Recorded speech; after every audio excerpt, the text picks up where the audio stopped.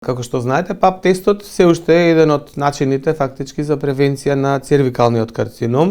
Тоа е еден од карциномите кој што е релативно лесно да се превенира, односно да се открие во пораната фаза, за да може интервенцијата, односно операцијата која што ќе се направи или третманот, да на крајот резултира со тотално излекување, односно со добивање на здрава личност. Доколку се открие порано, тоа е што подобро, доколку се открие покасно, тогаш веќе дури и оперативниот зафат не овозможува целосно да заздрави жената, да кажеме, од целата операција.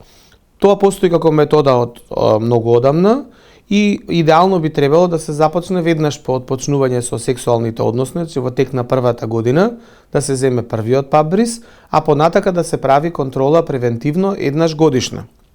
Кај оние пациентки како што повеќе години поред имаме негативен ПАП бриз, односно пациентките над 40 години и претходно со 3 негативни ПАП бриса, може да одат на ПАП бриз дури еднаш во 3 години.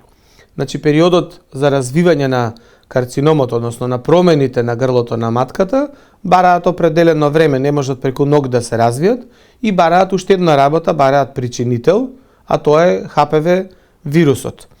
Значи, општо е познато дека по 99% од цервикалните карциноми всушност се должат на инфекција на грлото на матката, односно на некои негови делови со ХПВ високоризичен тип на вирус.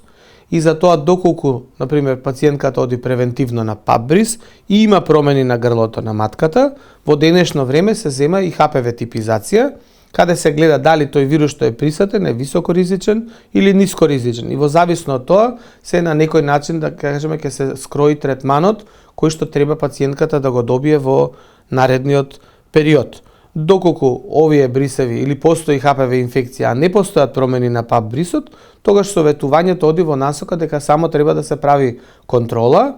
Од кои причини? Затоа што ХПВ инфекцијата е една од многу честите инфекции распространети кај човекот, значи тоа е хуман папилома вирус, која што може во зависност од имунитетот локален, меѓутоа и системски на организмот, во голем број на случаи, во тек на наредниот, да кажеме, година-две, и да ја снема. Значи, доколку вирусот не се инкорпорира во клетките на грлото на матката, тој може да заврши како една обична транзиторна, значи инфекција која што ќе пројде после определен временски период.